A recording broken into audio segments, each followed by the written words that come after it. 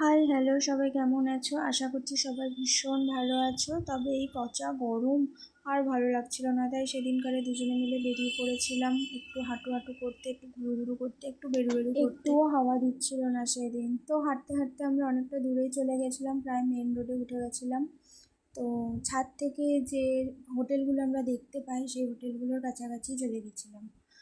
কাছ থেকে দেখলাম এবার কেমন লাগছে রাত্রেবেলা দেখতে।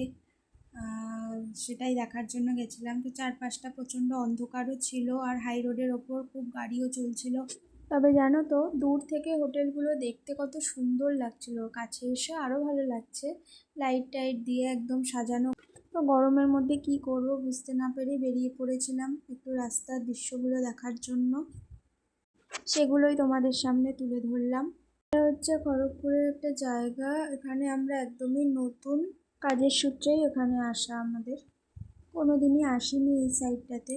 তো আসলাম, ঘুরলাম, ভালোই লাগলো। এবার তোমাদের কেমন লেগেছে অবশ্যই জানিও। আর এটাও একটা সুন্দর হোটেল। তো তোমাদের যদি আমার ভিডিওটা ভালো লেগে থাকে অবশ্যই একটা সাবস্ক্রাইব করে দেবো, আর লাইক কমেন্ট করতে একদম ভুলবে না। টাটা।